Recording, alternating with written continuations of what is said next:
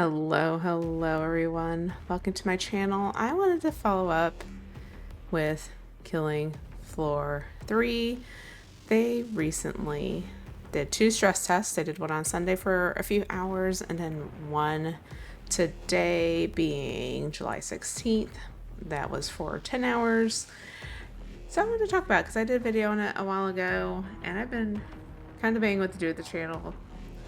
But I think at this point we're just going to talk about some video games, and right now Killing Floor 3, because they came out with their beta test, oh gosh, how many months ago? It was a while ago, like a month before they were supposed to release.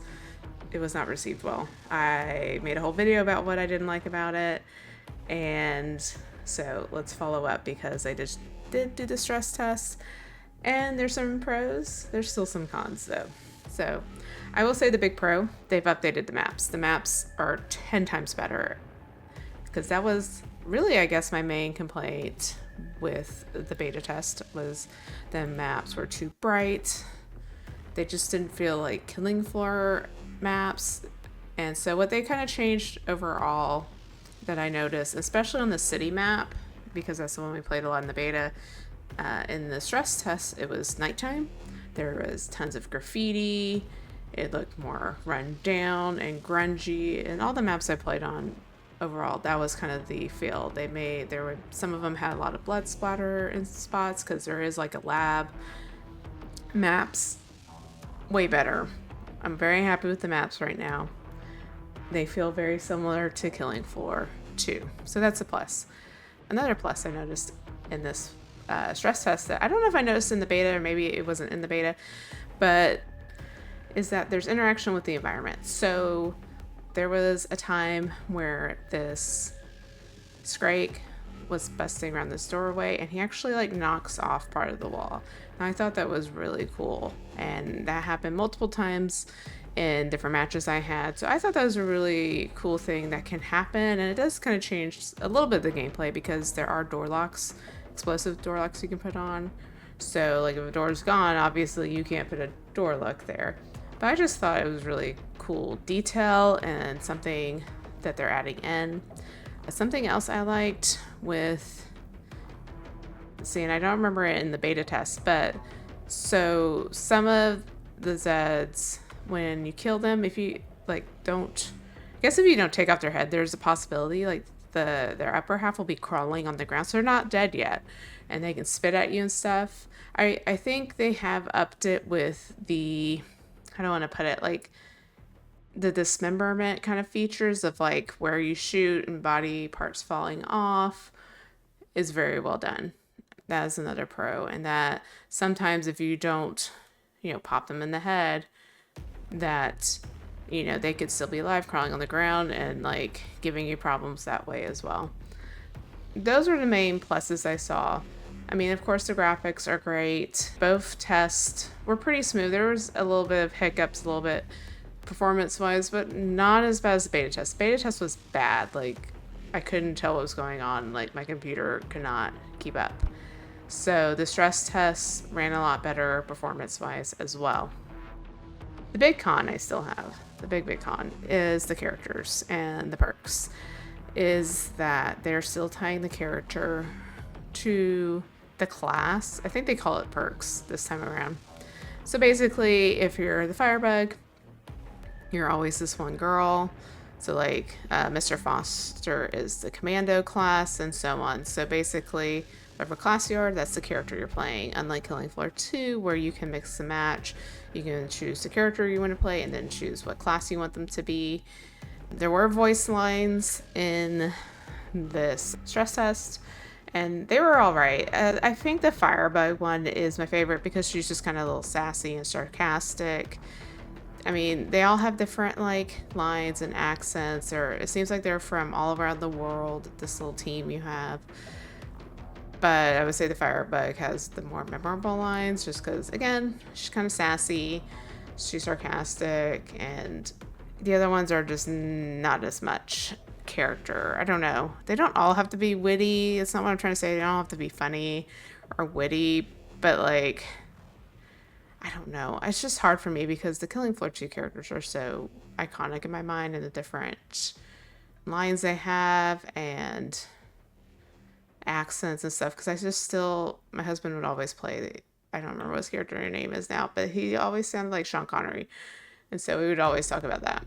The other thing I'm noticing, and I don't know if this will be expanded on with future updates, I don't think they've talked about what is coming or what is going to come out after release, like map wise, weapon wise. I know there's going to be like a battle pass, but when you go to choose weapons at the trader, each per class only has like 4 weapon types to choose from, if that makes sense. So for the main weapon, let me rephrase, for the main weapon, not the secondary. Coming from Killing Floor 2, where you log into the trailer and there's like all this list of weapons. Now I understand making it so you only see the weapons that I guess pertain to your class. So I guess you can't mix and match and look at other class weapons and stuff. But it just seems kind of limited. Now you can upgrade your weapon to a better one. There's some of them, I don't know if they're better when you upgrade. There's some with the medic. I like them at the base level. Basically, it's not the health thrower anymore. It's basically the equivalent of that. It seems like there's just not a lot of different weapon choices and just not as iconic as I feel like from Killing Floor 2. I don't know. Maybe it's just because I haven't played Killing Floor 3 a lot. Maybe there'll be some weapons I really love, but not yet. And along those lines, I am just missing some of the classes that are not there that are in Killing Floor 2. Now, like, they have the ninja in Killing Floor 3, who I guess is supposed to be like the berserker. He's not really the berserker because he has throwable knives and stuff. He has like a bow, but it made me kind of miss the berserker class. There's some really fun weapons within the berserker class in Killing Floor 2, and I'm just missing like berserker, gunslinger, SWAT. Like, there's classes missing. Now I don't know if these will be added in full release or not, because so far all we have are like these 6 characters and classes. So I don't know if there'll be more. Maybe there will be. I hope there is, because it is kind of limited right now if it's just 6. I don't know if they are going to put out a roadmap eventually to kind of say what content they're going to put in. I really hope it's not all behind like paid DLCs and stuff. I hope a lot of new characters are coming out with the base game. But yeah, those are kind of my thoughts on Killing Floor 3. I'm in this position of, after the stress test, I like it. I don't love it though. The maps have been like improved tenfold. Like I'm happy with the maps that I've seen in the stress test, and I'm very glad, because they were horrible in the beta test. So that is a plus. But everything else is kind of still the same with the characters, the perks. Now there is like a skill tree with each perk class, and you can level up to different things. And so I did a little bit of that, but of course only playing for like a few hours, you don't get super far. So that could be interesting and have some interesting gameplay elements, because you can improve your grenades, your weapons, your special ability, and have your special ability do different things, slightly different things. Or I mainly got the medic up to that point where his special ability would give everyone like extra health at the very end. So if you played the stress test, comment below and let me know what you think of it. I'm on the fence, I guess, of whether to buy it or not. I think it could be fun to play. I gotta decide if it's worth $40 worth of fun. Does that make sense? Like, am I gonna play it enough to get my money's worth out of it? Am I gonna want to pay for a battle pass? I have no idea how much the battle pass is or anything like that. So those are all my questions. I haven't decided whether I will be purchasing it or not. I am happy that they've made improvements, but I think they're really gonna stick to their guns on not separating out the characters and the class, and that's kind of a bummer. I hope there's more weapons coming out and more classes. So yeah, that is where I am. I like it. I like the maps. The maps are a ton better, but everything else is just kind of still the same. So let me know if you're gonna buy it. It is coming out I totally forgot the release date. Let's go look. Yeah, the release date's just this month. It's July 24th. I didn't realize it was so soon. I didn't realize it was so soon. That's probably why they extended the stress test to try to get some, excitement about the game. And they lifted the NDA for the second stress test, which was today. So that's why I'm making this video and showing you some of the footage, because they did lift the NDA, which I think is smart. Like, if it's 7 days before, why don't you show everyone the game a little bit? So I guess if you played it, let me know what you think again. If you're gonna buy it, not buy it. Oh my gosh, okay, wait, pause. So I'm just looking at their Steam page. So the base game is $39.99. The deluxe edition is $60, $59.99. And then there's the Elite Nightfall edition for $80, $79.99. What is in these, y'all? Like I'm like contemplating, like, I don't know if I even want to spend $40. Would I spend double that? $80 for what's in the Elite? Oh, this kind of scares me a little bit, y'all, because I'm hoping they're not putting like extra classes and stuff behind this like Elite Nightfall edition. Is it just cosmetics? There's no descriptions. This is on Steam. Interesting. Yeah, I don't know. Like, I'm just like, don't even want to spend $40. Like, I don't want to spend $80. I guess I also am wary because I feel like I've been burned by other games that have come out and then they kind of die. And I'm specifically thinking of Back 4 Blood. I love Back 4 Blood, but the developer, there's issues with Back 4 Blood. I like the gameplay of Back 4 Blood. I like the zombies and all the things, but it just doesn't have the same tone as Left 4 Dead and Left 4 Dead 2, because I think they have all these characters.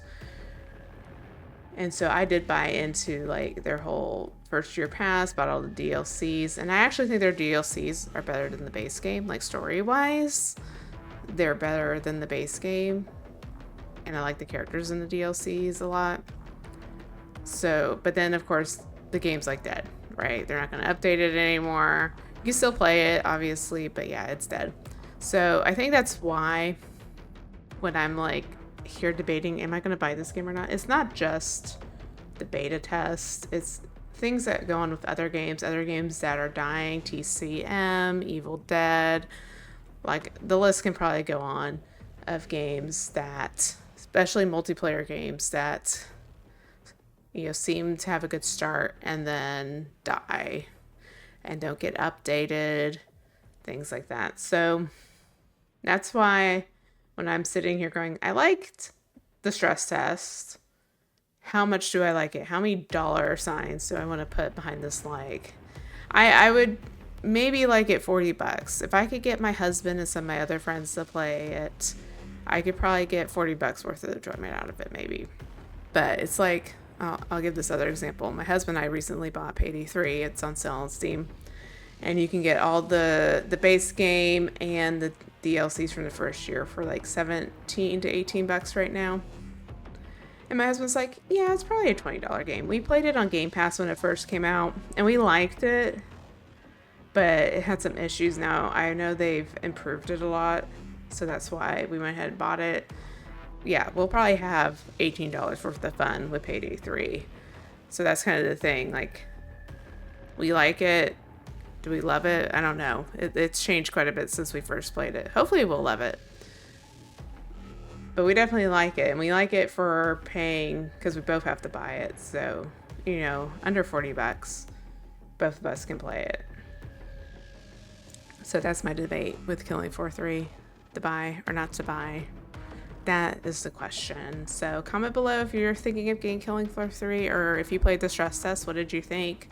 Did you like the improvements they made with the maps? And I know there were some comments before about the whole character class thing, so I know where most of y'all stand on that, but yeah, I wish they separate that out. But until next time, bye.